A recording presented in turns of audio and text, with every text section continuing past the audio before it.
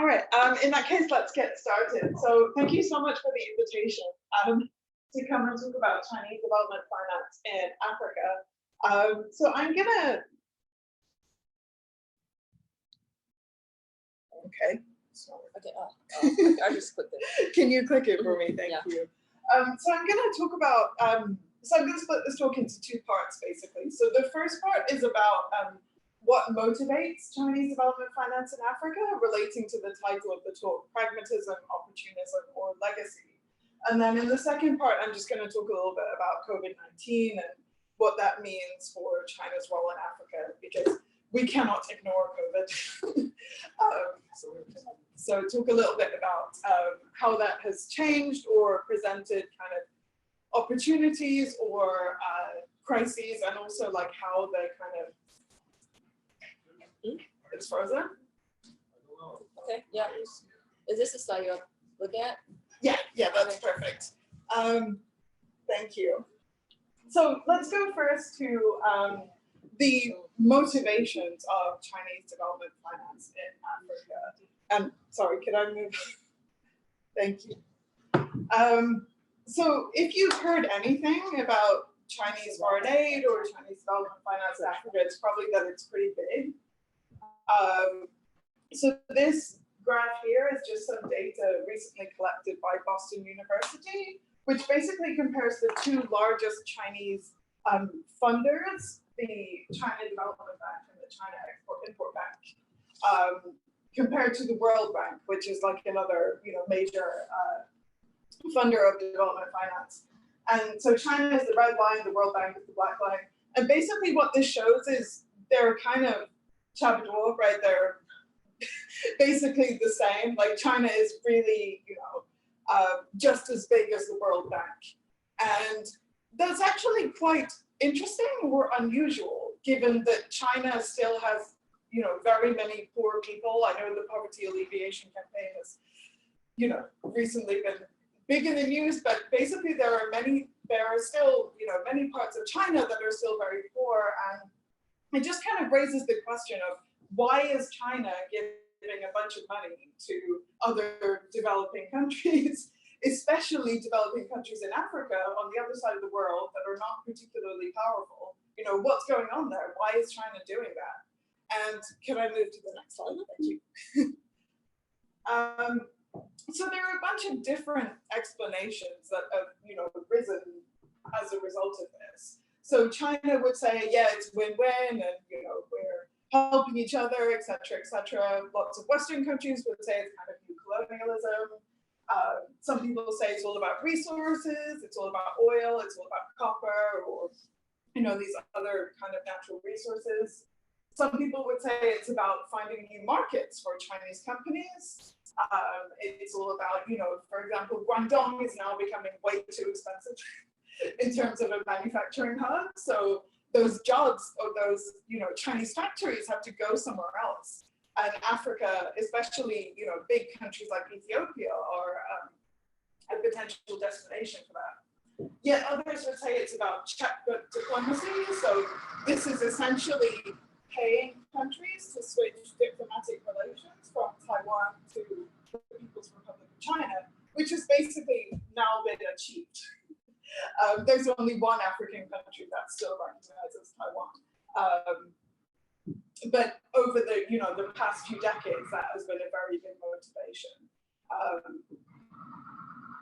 Then you also have this kind of idea of the traditional friendship between China and Africa. Does anyone know when the first Chinese aid project went to Africa? That's a very good guess. So it's actually like a couple of decades before that. So China started giving aid to Africa in 1956. And then you're thinking about the Tanzania-Zambia Railroad, right? Which was built during the late 60s, early 70s. So yeah, kind of a decade after the first project. But the point is that China has actually been involved within Africa for a very, very, very long time. So we think of Chinese aid as this kind of new thing, but it's really not a new thing. It's actually been going on for ages. And so some people would argue it's just this kind of natural continuation. Could I have the next slide, please? Thank you. So we can split these kind of bunch of different explanations for why China, still a developing country, is giving a bunch of money to a continent on the other side of the world into kind of three different groups. So we have economics. So that's like resources, opportunities for Chinese companies. You know, China has a bunch of state-owned enterprises which are basically looking for work. They have finished building stuff in China, and they now need to go and do that somewhere else. Basically, to get contracts, to get they will get paid for building the aid projects. If you take, for example, Shanghai Jiangong, right? Their posters are everywhere in Shanghai. They're also everywhere in many African cities. You can see the posters of Shanghai Jiangong, and they're getting money for implementing these projects. So there's the economics, there's the politics. So check the diplomacy, support us on Taiwan, support us. We recently saw several African countries come out in favor of the recent changes in Hong Kong's legal system. Whether or not you think that's a good thing or a bad thing, Chinese aid is contributing to those countries doing that. Then we also have history. So this idea that it's just a natural continuation of the, long-standing friendship between China and certain African countries. This is a poster of the railroad. So this guy was building the Tanzania-Zambia railroad. And if you talk to officials in Africa as well, so I did field work in Zambia, and they really think that this railroad is very important. And you go to the National Museum, and there are lots of posters and like commemorations of the people who lost their lives during this project, and it is an important aspect of the relationship. Could I move on to the next slide? Thank you. So it creates a kind of puzzle of which explanation is more important. Is it economics? Is it politics? Is it history? And there's also a kind of puzzle in that Chinese development finance varies a lot across different places. So compared to, for example, the US development finance tends to look the same wherever you go. It tends to be grants, so like free money, and it tends to be focused on like social sectors. So for example, healthcare, education, those kind of things. Whereas Chinese development finance looks really different in different places. So for China, China does economic infrastructure, so these big, trains, roads, power stations, all that kind of stuff. But it also does social sector, so like healthcare. We saw during COVID-19 all those medical teams going out. We also see kind of image building, so that's stuff like sports stadiums, which are neither socially very important or economically very important, but look nice and please the recipient country's leaders. You also see kind of presidential villas or palaces or parliament buildings, those kind of things. So China is basically kind of willing to do everything. It also looks very different across what we call financial flow types. So that basically means sometimes China gives free money, so grants, but actually most of Chinese development finance is either concessional loans, so that's a loan below the market rate, or commercial loans, so that's, you have to pay interest and you have to pay interest at the market rate. That's very different to most donors. And so it creates this kind of interesting question or interesting puzzle as to, what is China doing where? Can I move to the next slide? Thank you. So why does it vary so much across place and across time?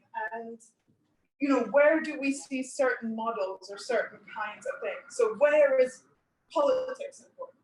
Where is economics important? And where is history important? Could I move to the next slide again? Thank you. And so my argument for this is really that we need to look to Chinese domestic, structures, interest groups, political economy to explain this. And certainly from a lot of Western audiences tend to think of China as this kind of black box that is, impenetrable, and we cannot understand what is going on in there. And Xi Jinping is just sitting at the top telling everyone what to do. But in the case of development finance, that's really not the case. So there are a lot of different interest groups, a lot of different bureaucratic, motivations, and also commercial motivations. And those can really help to explain these kind of diverse patterns. Let's actually move on to the next one, thank you. So what are those interests within China? So we have, for a very, very, very long time, this has been the most important one. So the Ministry of Commerce. And they were, until 2018, basically in charge of China's foreign aid. So they were the ones that were, taking the lead. But that doesn't mean that they can always get what they want. They have to get input from the Ministry of Foreign Affairs. They have to get usually like a sign-off from the Ministry of Foreign Affairs. And this was a very deliberate strategy from Deng Xiaoping onwards to diversify the kind of different groups involved in policy making, to kind of avoid extremes and to bring kind of different voices, I guess, into the policy making process.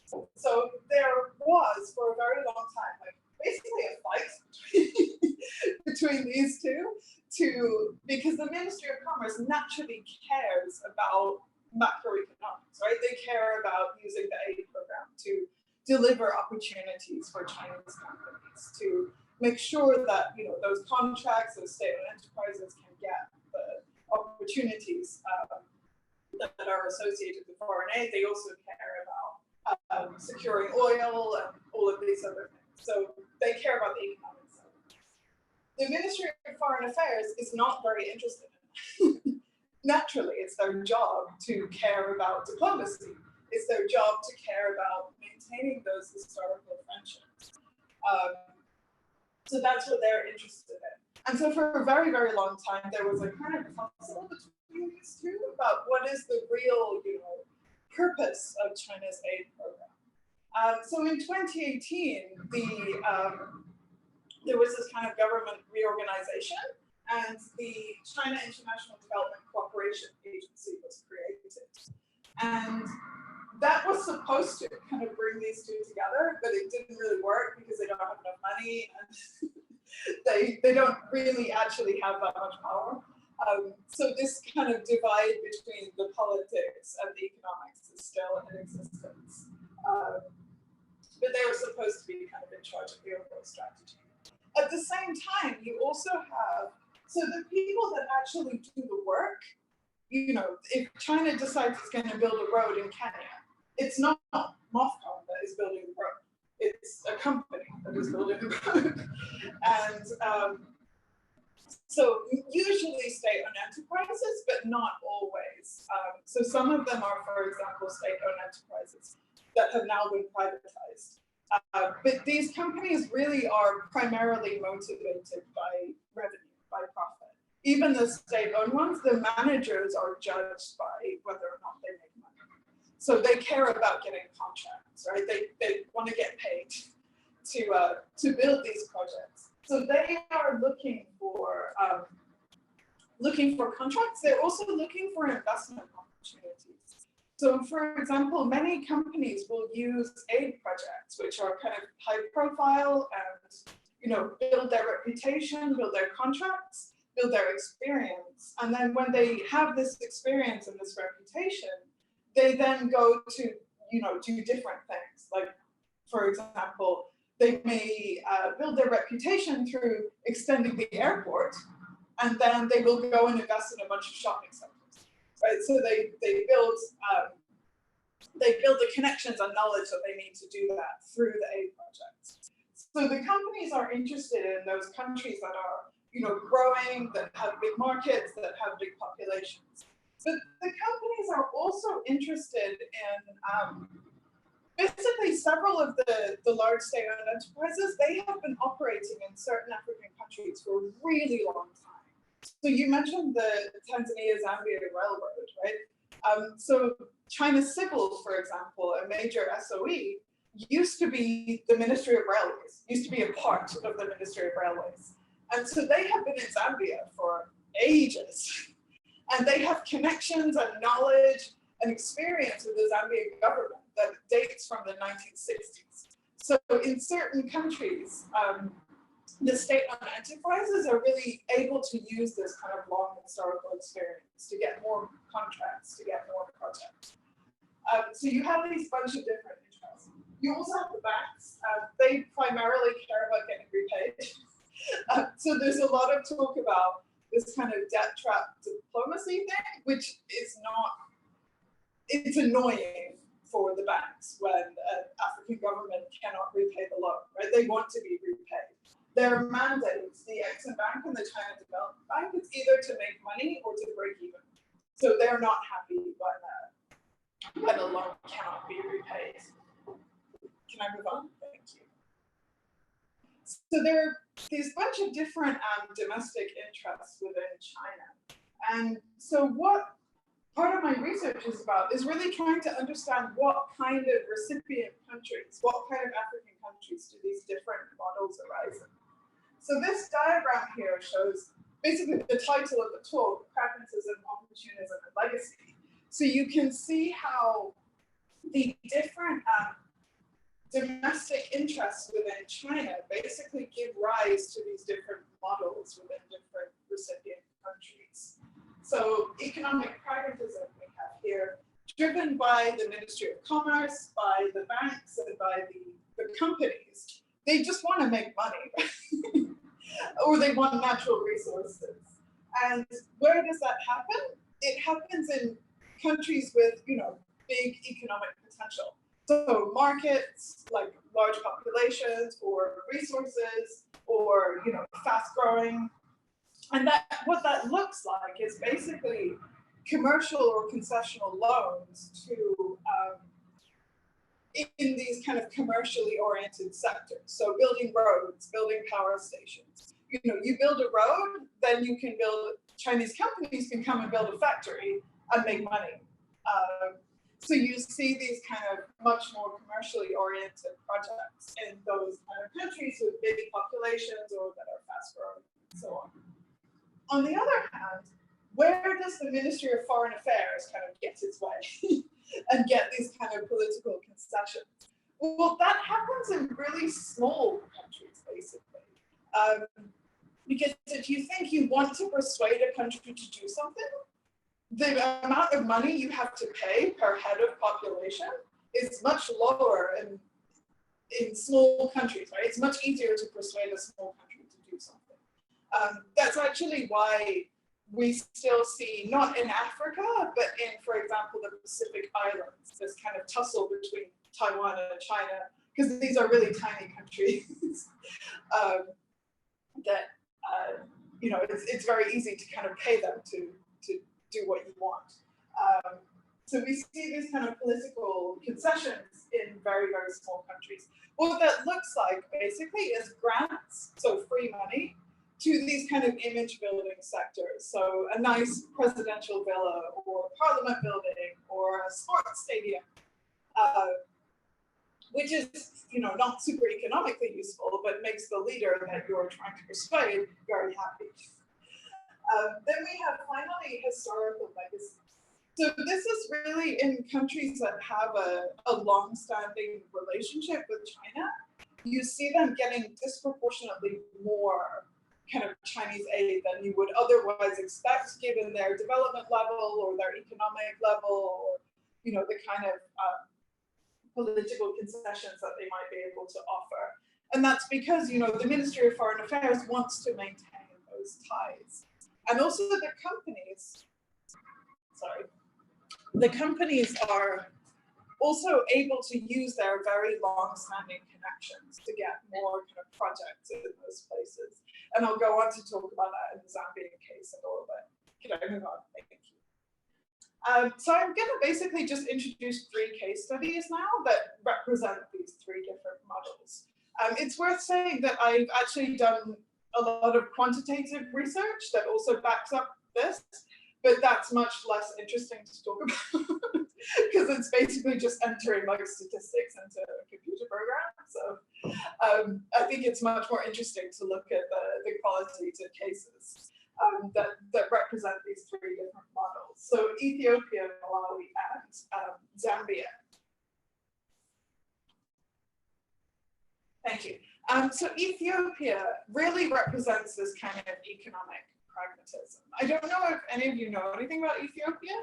Probably, maybe, if anyone knows anything, it's the recent civil conflict and violence there. But prior to that, for the past kind of decade and a half, it has been a super fast growing.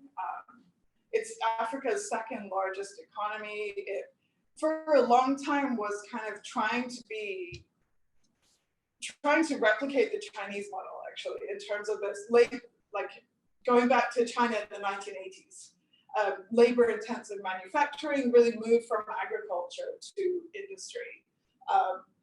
And it was actually very successful. So Ethiopia's economic growth rate, pre-COVID, pre-Civil War, was about 10% for 10 years, which is really impressive. And so a lot of Chinese companies and the Chinese government really saw a lot of opportunity there.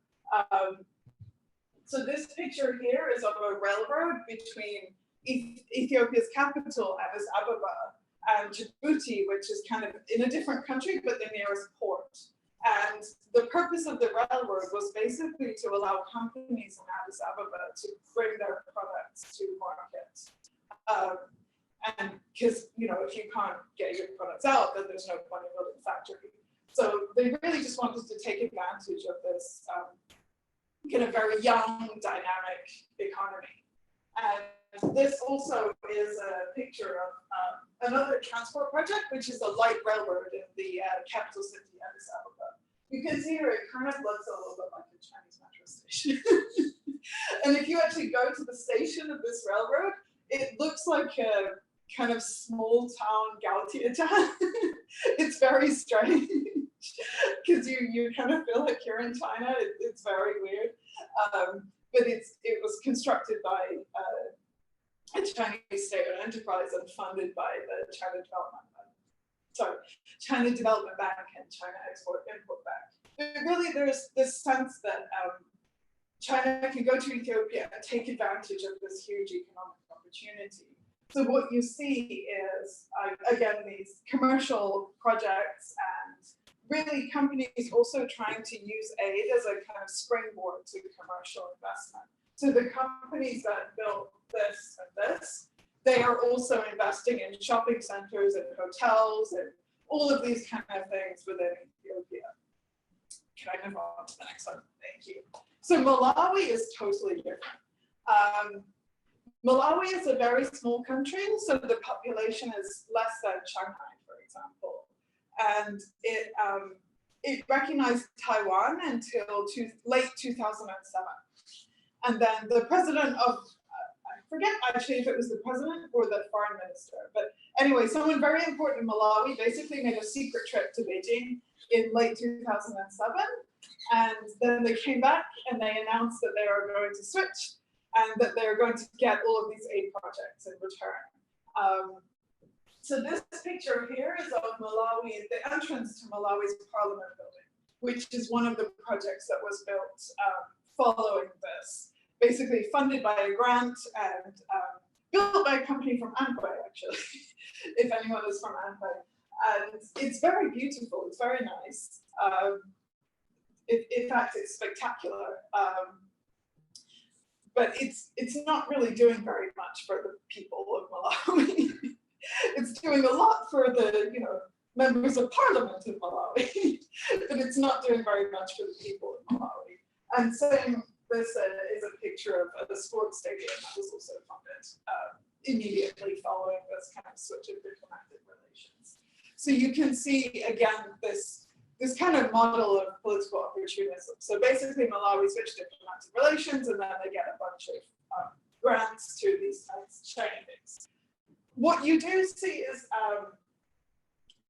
this kind of falls away after a few years. So now Malawi is not getting anything from China, or what they are getting is much more commercially motivated. But immediately after the political concession is given, you do see these, yeah, nice shiny image building projects. Can I move on to the final one? Thank you.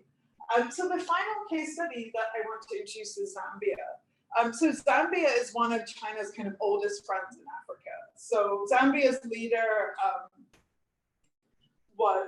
Zambia's first leader after independence was kind of personal friends with Mao Zedong, and they were socialist, and you know this.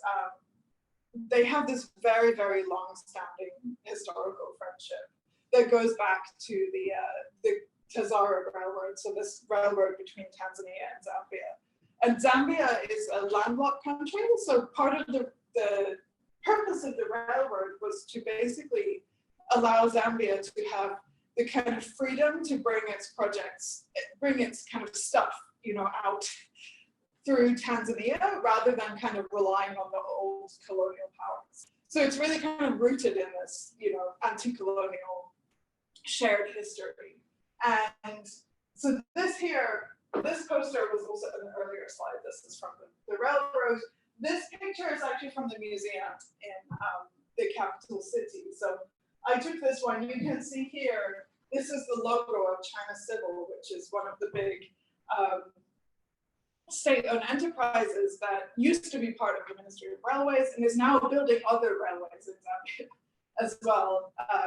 And so actually when I talked to the managers of this company and asked them why did they get the contract to build the current railroad in Zambia, it's because Zambian government knows that they can build railways. So they have this very long reputation and connections and history there. You can also see here the logos are quite similar, right?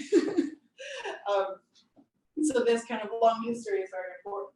And what you see is basically Zambia is quite rich compared to the other two countries that I just introduced. So the average Zambian is much richer than the average Malawian or the average Ethiopian. But Zambia still gets much more aid from China because of this kind of long historical relationship. Can I move on?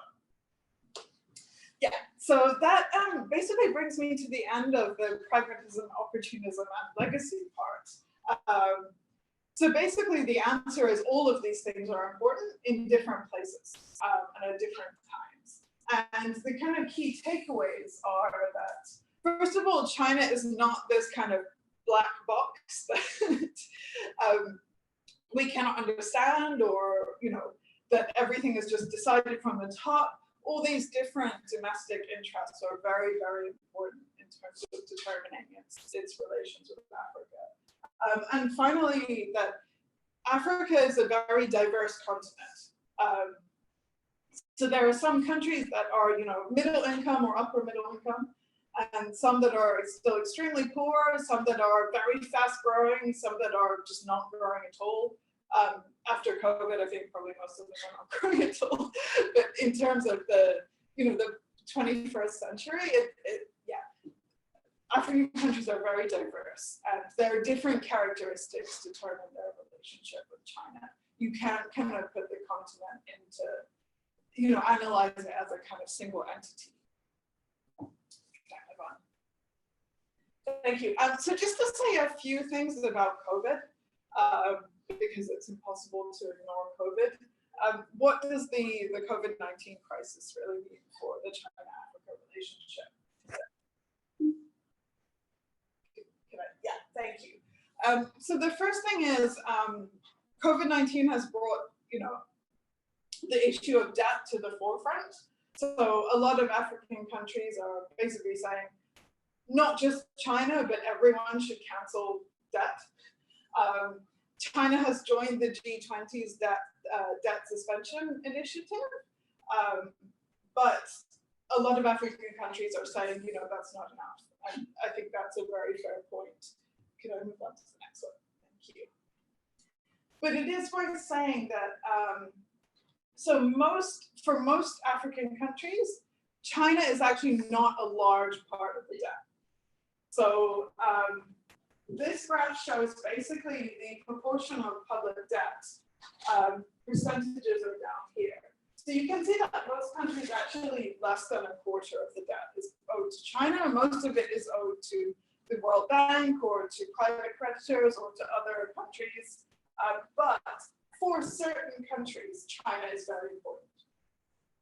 So in 7 countries that are judged to be at risk, Angola, Djibouti, Cameroon, Ethiopia, Kenya, Republic of Congo, and Zambia, more than a quarter of the public debt stocks are owed to China. So for those particular countries, Chinese debt is very important. And the fact that China hasn't canceled those debts in the COVID-19 crisis is a big deal for those countries. Can I move on? Thank you. But having said that, there's actually a lot of continuity in China's response to the COVID-19 debt crisis. So debt is not a new issue. People were talking about and worrying about, thinking about debt long before COVID-19. And many of these countries were in trouble relating to their debts long before COVID-19. The way that China has responded in the COVID situation is basically the same as it's done in the past. So China tends to basically write off the interest-free loans, but these are a very small part of overall loans. Very, very, very small. It basically doesn't matter. And then what China tends to do, or Chinese banks tend to do with concessional and commercial loans, is basically not to say, sorry, you have to pay me or I'm going to steal parts of your land. That doesn't happen. That's a myth, basically. But China doesn't tend to write it off, doesn't tend to say, okay, you don't have to pay me at all, tends to renegotiate and basically give more time, change the terms, but the ultimate aim is to get the money back just over a longer period. And so basically the way that China has responded to the COVID situation is very similar. I can move on to, for example, Zambia, which I mentioned previously. Zambia is one of those countries that is really running into trouble relating to debt and COVID. They are experiencing a fall in GDP of around 5%. What that means is they don't have the taxes, they don't have the revenue to actually pay back, to meet their loan commitments. And so what the Chinese lenders did is not to say, okay, you don't have to pay me now. Instead, they went into a meeting room and they rearranged the terms and said, you can pay me slightly later, but you don't have to pay me at all. And that's very standard, very kind of, that's the way that China has normally responded to these kind of debt crises. So the COVID situation is not this kind of big new thing. It's, the reaction is pretty similar to what's happened in the past. You can also see in, for example, the medical sector, the reaction is very similar to previous medical crises, right? So these medical teams that you see dispatched all over the world, this has been happening since the 1960s. It's not this big new thing. These small teams going to, random hospitals to help out. This has been happening for a really long time. And actually the same provinces are still kind of in charge of the same countries. So usually the way that Chinese medical teams work is, for example, Shanghai will be responsible for certain countries, and then Jiangsu will be responsible for certain countries, and Zhejiang will be responsible for certain countries. And the same thing happened during COVID-19. Can I move on? Thank you. So if we take, for example, the very first Chinese medical team, which went to Algeria. So this is a picture of Chinese doctors in Algeria in 1966. The very first Chinese medical team went to Algeria in 1963. And basically, they came from Hubei province. Hubei has been responsible for sending teams to Algeria ever since. Literally now, Hubei is still responsible for Algeria. Hubei did not during COVID have to send a team for obvious reasons. Hubei medical workers were very busy and tired during spring 2020, but they did. They did actually have like this video meeting to share experiences with their counterparts in Algeria. And China did send a medical team to Algeria, but Zhejiang was actually responsible for that, to give the people in Hubei a break, I guess. But you really see this, very long kind of continuity in the medical aid. It's not a new thing. It's China responding in a very kind of, tried and tested model. Thank you. You also see, for example, this kind of dispatch of supplies. So China was sending a bunch of masks during COVID and now sending vaccines. This is not a really new thing. So if we see, for example, the Ebola crisis in 2014 to 2015, you saw China donating supplies and sending doctors. It follows very established patterns. It's just that everyone pays attention during COVID.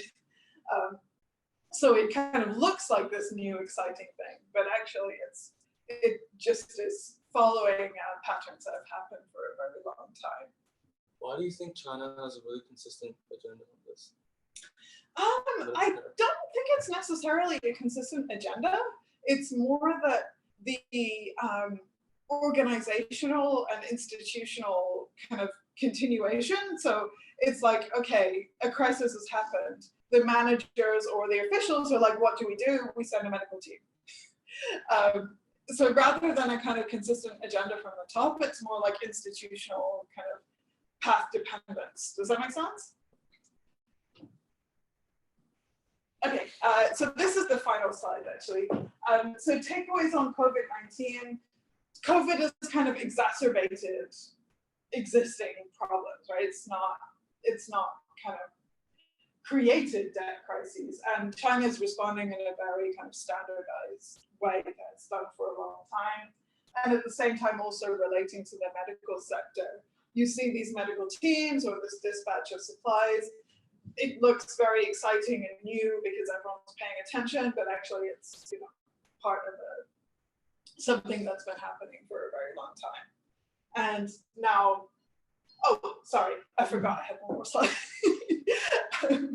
So the final question that sorry, go to the next one. So the final kind of question or thought, and I don't really have any conclusions relating to this, but I do think that China's actions relating to vaccine diplomacy are quite interesting. So this map basically shows where Chinese-made vaccines are going, both commercial and donations. And basically the fact that Western suppliers are not providing vaccines to the developing world, and China and Russia are, is kind of an interesting, I don't know what the geopolitical or economic impacts will be, but I do think that they will be significant. So it's an interesting thing to think about and watch for the future. And yeah, thank you for listening. Now we have time for Q&A.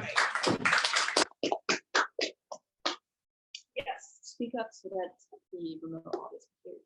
Okay, great. Thank you for this thorough explanation on the logic behind the partnerships. My question is like a lot. I'll try my best to phrase it clearly. I was wondering why Africa particularly, because like Africa is not the only state that suffers from debt crisis. It's not the only peripheral countries or states. So why do you think China has a consistent partnership with Africa particularly? That's a really, really good question. So I think a lot of this is rooted in history. So basically, when under Mao Zedong, when China itself was basically a very young country in some ways, African countries were just also basically achieving independence. And a lot of them were kind of looking to the socialist model as a way both to kind of push away the old, colonial influences, and also they saw it as a, way to develop economically. And so there were a lot of ideological similarities between China and not all African countries, but many African countries. So does India and China basically like Yeah, developed together. Yeah. Like India followed every step, basically every step that China had to take. So why not India? And it's closer. Yeah, that's a very good question. I think that India is too big for India wants itself, wants to be a leader, right? Whereas China wants also to be in the leadership position. So if you look, for example, at Pakistan, China and Pakistan have this very, very close relationship. And Pakistan and India have a lot of similarities, despite the fact that they hate each other. So I think that India and China actually in the early 60s, they were pretty close, right? And there was this thing called the Bandung Conference where lots of developing countries came together, including China and India. But I think India wants to play a leadership role. It's very difficult for China and India to kind of coexist in that situation, if that makes sense. It's a very good question. Yes. Like, what is the situation like in some other African countries that you haven't mentioned about, like the British Commonwealth nations and the northern African countries like Morocco and like Egypt? Like, what's the situation? Like, what's the scene? Like, what's their relationship with China there? Yeah, that's a good question. So with regard to the Commonwealth countries, I don't really think the Commonwealth makes a huge difference. So the Commonwealth is kind of a political figurehead. It doesn't actually mean that, for example, the UK really invests more in those countries or, has an actual stronger relationship with those countries. The UK is pretty hands-off with regards to its former colonies. Actually, France is much more active in really maintaining like real connections with its former colonies. So you mentioned North Africa. The French relationship with Morocco, with Algeria, and so on is much, much closer. And that means that Chinese influence is somewhat reduced in those countries because the French, France is kind of naturally the dominant partner. Whereas, the Commonwealth countries, like China is more important because China's actually doing a lot of stuff, whereas the UK is not. It's a good question. Yeah, we have a question from the audience. Sure. Hello, are you able to? You don't need to. Yeah, you don't need to. Like they can move themselves, but like you don't actually need to unmute your. I think it's not on my side. I'm still muted, actually. Okay. Are you able to hear? Yeah, we can hear you. Okay, awesome. So I'm joining from WashU's campus in St. Louis. Really excited to be here. And just to give a little bit of background on myself, I'm currently doing research at the State Department on development finance in East Asia and China's development finance in that area. And so you touched on the Pacific Islands, how a lot of it is more of a form of political control oftentimes. So I'd love to hear your perspective on some of the Southeast Asian countries, whether it's kind of a mixture like a lot of the African countries, or if it's more like a specific purpose for the finance in that in that region. Thank you. So I have to start this answer by saying I've never done research on China's development finance in Southeast Asia. So this is kind of conjecture rather than actual knowledge or experience. But I think that the patterns in Southeast Asia broadly reflect the patterns like you see in Africa. So for example, in those countries where there are a lot of economic opportunities, China is very motivated by, investment, by economic opportunity. Whereas in those very, those very small island countries, for example, where there's not really much economic opportunity, frankly, but it is very important to make sure that they recognize the one China policy, et cetera, et cetera. The motivation is very political. And so broadly speaking, I think that the patterns in the rest of the developing world reflect those that you see in Africa, with the perhaps slight caveat that for certain countries, the fact that they are on China's border also makes a difference. So Africa doesn't, matter in terms of Chinese domestic stability. Whereas, for example, what happens in Myanmar or what happens in Pakistan, or what happens basically on any country in China's border is also, has a domestic stability aspect that doesn't, is not important in the African case. Great. We have another question. I'll just read it out. So, how can people in the West learn more about Chinese institutions? I would love to be able to answer that question. It's a really good question. I think that it's there's a very difficult and somewhat sad tendency in a lot of Western reporting or discourse on China that kind of sees China as this big scary other in a way that was not the case kind of 10 years ago, for example. As to how people can learn more about China and Chinese institutions, come to China. I mean, it's very difficult during COVID, but I think that the interpersonal experience and dialogue and, just coming here and seeing that we're all the same. We're all just normal people, trying to get on in life and, exist, and we're all just human beings. So come to China is the #1 way for Western people to learn about China and Chinese institutions. Another important thing is to learn the language, which is why I think it's pretty sad that a lot of Confucius institutes are being closed down, and certainly in the US and in some other Western countries. But basically just, interaction, dialogue, communication. It's a very simple answer, but I do think it is actually the right one. Yeah. Maybe just a little suggestion on the question before. If you can't travel to China or start to learn Chinese because it's a long project, maybe you can read something under the perspective of liberalism.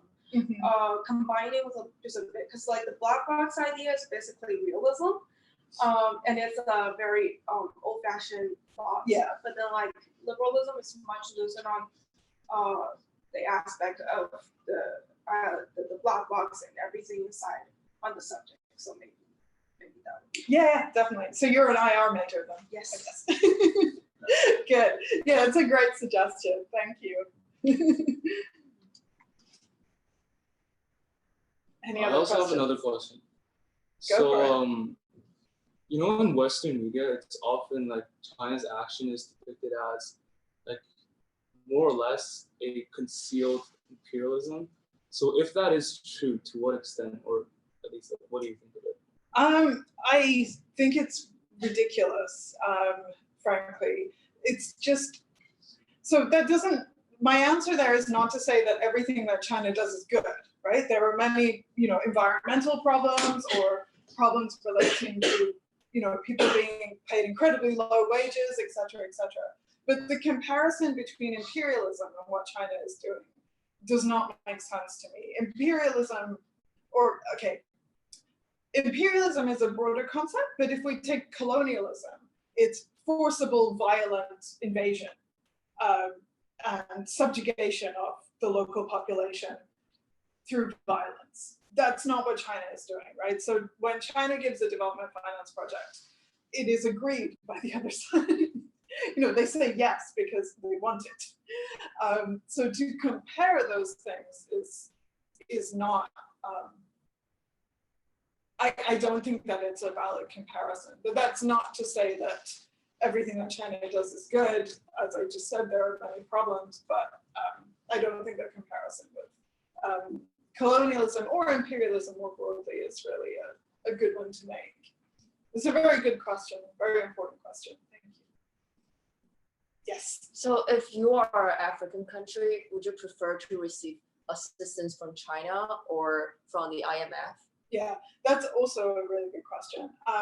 So from talking to the officials in African countries that I have done, a thing that they really appreciate about Chinese assistance is that they don't poke their noses in politically, right? So China wants to achieve things that are in China's core interests, as in do not recognize Taiwan and so on. But China does not interfere in the domestic politics. And that is valued because a lot of IMF or assistance from the IMF or from bilateral assistance from Western countries has basically tried to force developing country governments to implement things that may not actually be very useful for them, and is done with a kind of, okay, I read in this textbook that this is what you need to do, with very little actual understanding of the reality on the ground. So they really appreciate that aspect of China's assistance. The benefits, on the other hand, of the assistance from Western countries are that it tends to be more grant-based or much lower interest rates if it's a loan, whereas China is moving increasingly towards most of it being commercial loans. So that means that you charge interest basically, so it's more expensive. So there are advantages and disadvantages to both cases. Yes. I want to know how fieldwork in political science is carried out. Like, is there any specific methodology? Because I think you don't use participant observation, right? You can. It's not something that I've done, but it could quite possibly. Some political scientists do go and hang out in a particular office for a while and use participant observation. But it tends to be more, if we're thinking about qualitative fieldwork, it tends to be much more interview-based, and in particular, elite interviews. So basically trying to get access to government officials and talk to them. And that actually, certainly in Africa, is quite often, though, basically utilizing connections. So you're kind of local. You have to find a local telephone number, then you bring them up, and then you manage to get access to one person, and then you say, who shall I talk to?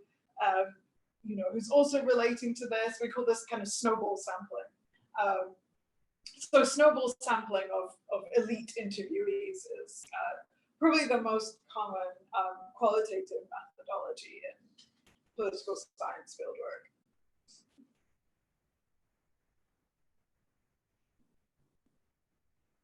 Yes. This question is kind of from a more student perspective. So I don't know if I can answer it. Let's see. So when we try to talk about the traditional financial aid to those African countries, they often come with conditions, like you said, some are political, like there was some democratic political reform in your countries, and some will require some systematic law enactment. Like they want some foreign investment law or other economic laws to help secure the interest of the foreign investors. And but in the relationship between China and those African countries, we don't see such legal requirements. And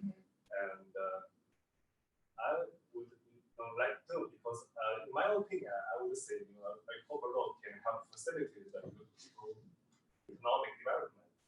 So would you say that China will later in the future will require more laws, require those every country to enact more laws to help secure the interests of China? Probably yes is the short answer. I think that as it presents a very kind of big dilemma for the Chinese government, in that as Chinese interests increase and the number of Chinese people, the number of Chinese assets, companies increase in other parts of the world, including in Africa, there's a tension between the Chinese government's, in my opinion, it seems to be genuine desire not to uphold the non-interference principle and not to interfere, and also the demands or the pressure to actually support and keep safe the Chinese people, the Chinese assets, the Chinese companies, and in other parts of the world. So you see that not only in, you might well see that in the pressure to not force, but persuade other countries to make certain laws or agree to certain, legal frameworks. But also, for example, in military presence. So China now has a military base in Djibouti.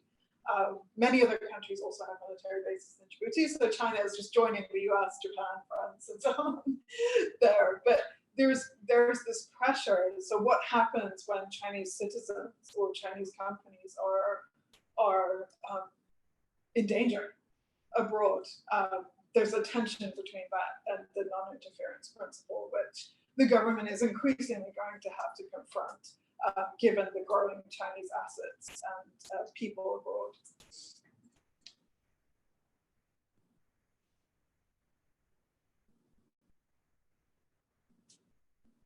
Regarding the non-interference principle, what if China does not want to interfere with the domestic issues in several African countries, but maybe there are two conflicting parties in that particular country, and one of them wants to, or both of them want to win China's support on their issue, on their side, and then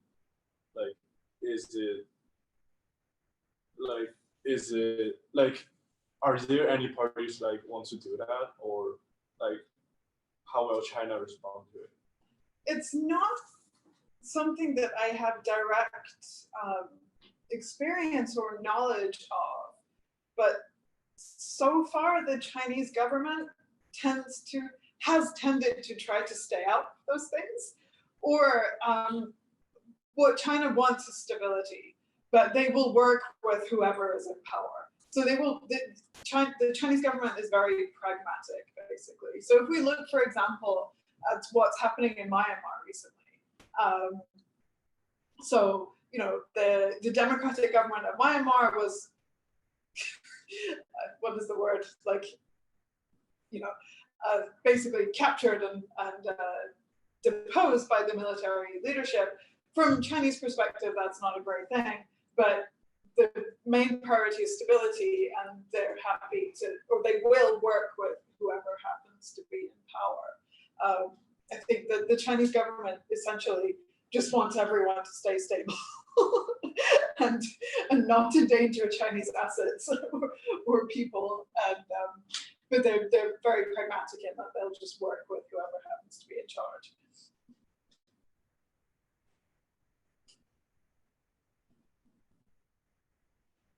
Other questions?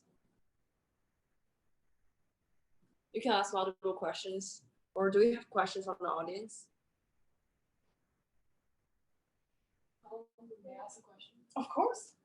So I'm not law or IR. I'm just non-related major. I'm bio major, by the way. So I'm kind of interested in the vaccine policy or the vaccine development. Is that called diplomacy? Diplomacy, yeah. Yes. So going back to the history where China started to invest in Africa, do you think it was because the US is invested in the world so much, and China wants to balance it and gain more diplomatic influence in any place in the world? Yeah, I think if we go back in history, certainly not necessarily just the US, but the desire to, for one, gain support in the United Nations was very, very important. So basically China didn't, as in the People's Republic of China, did not have the seat of China in the United Nations until 1971. Modern China founded in 1949, for a very long time. Actually, what was internationally recognized as China was the Republic of China and Taiwan. So and African governments were very, very important. And basically there was this big vote in the United Nations of, do we move the China seat to Beijing, essentially.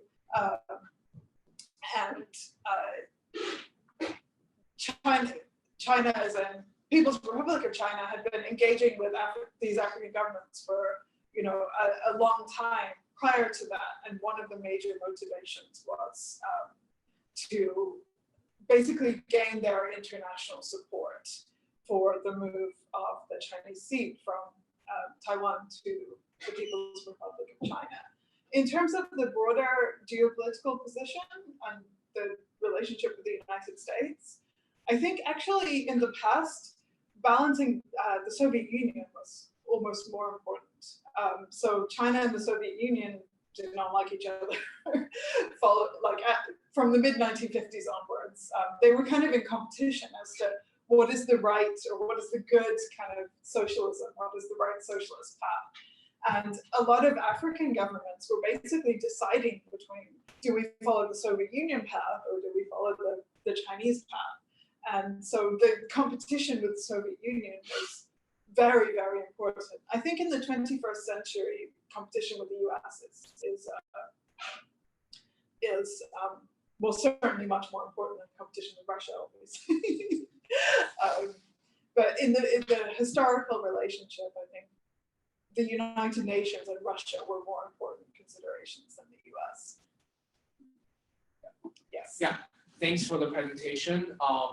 Because I mainly study finance, so one thing I'm curious about is the currency. So China has had a lot of projects in Africa, and how does that affect the influence of Chinese RMB in those regions? And what do you see their currency of the African countries affected by COVID-19? Good question. So first of all, I think that most of the commercial loans are made in dollars. So actually, the US dollar is still very dominant, but a lot of the concessional loans are actually now made in RMB. And China is using its development finance as a tool to increase the internationalization of the RMB. And that is important because one, it increases China's prestige and reputation. And also,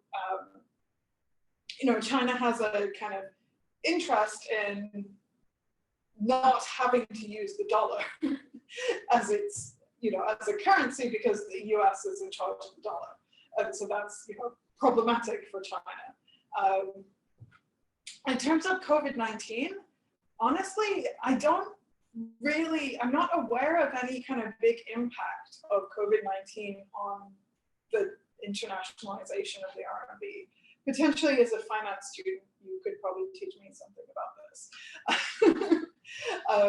But it's not something that I've heard about, that COVID has really changed that general broader trend of the dollar still being very dominant, but China trying to increase the internationalization of the RMB through its development finance.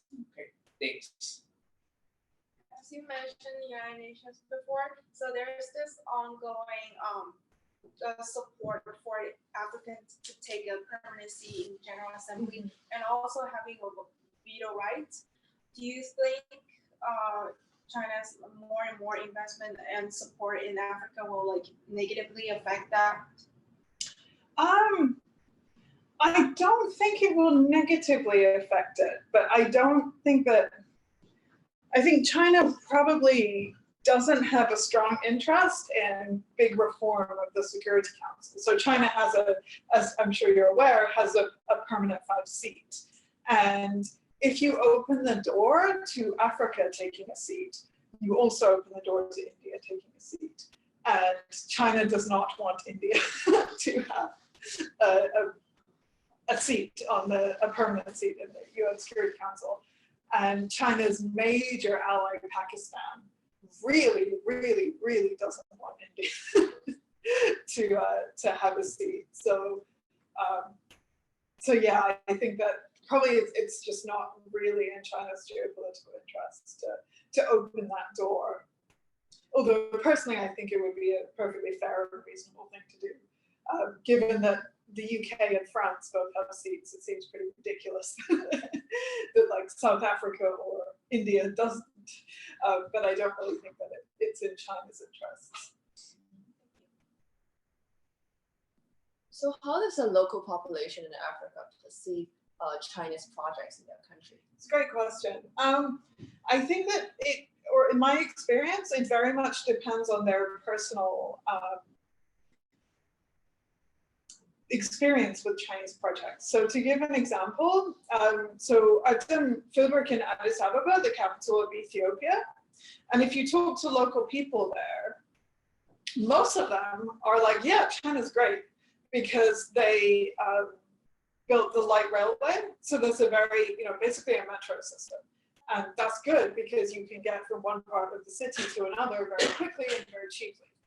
But the people that really hate China in Addis Ababa are taxi drivers. Anyone guess why? Yeah, take their job away, right? The light railway it's really expensive to get a taxi in Addis Ababa. And the, do we have to go? No, we don't. Oh, okay. So the people that really are not happy with China are the taxi drivers because of the very direct, impact of Chinese projects on their lives. And it's very similar in other cities. So, if China has built a road that makes people's lives easier, then they're good with it. But at the same time, a major issue is the kind of quality of Chinese traded products. So this is not necessarily a comment on Chinese development finance, but in people's minds, they blend together. So they will buy, for example, a really rubbish pair of trainers, like sneakers made in China, and they fall apart, and that kind of, influences their whole view of China. So basically, people are generally in favor of these big, development finance projects and the roads and the electricity that they contribute. But people do not have a good view of the quality of Chinese goods because partly because there is the African governments usually don't have great kind of customs quality controls. So like, whereas Chinese products in Europe can be really good and wonderful, and many Chinese factories will make really great products. They will also make really crappy, cheap products and sell them to African countries, and that basically means that that reflects badly on China when those products are of low quality. But generally speaking, if you look at public opinion data, African opinions about China are broadly positive. Not like super wonderfully positive, but broadly positive. Okay, why not we'll ask one last question before we start on the food. I mean, we can still keep talking like while we eat, but you can ask the last question.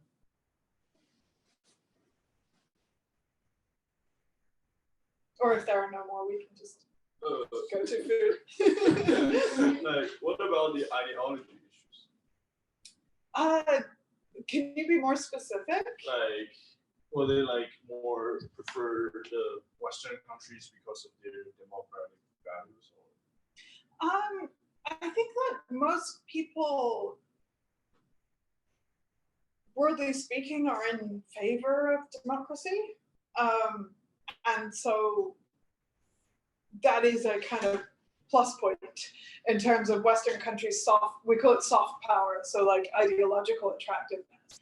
And certainly among the domestic public in Africa, there are not people who are reading Xi Jinping thoughts and thinking like, this is wonderful. But there is also a kind of I think that China's approach in terms of non-interference is ideologically very attractive. And there is a lot of resentment in terms of Western promotion of often labeled under democracy, but is actually like liberalize your economy, you know, do not support your domestic industries, but still allow Western companies to invest, and it's not very good often for the domestic population. So,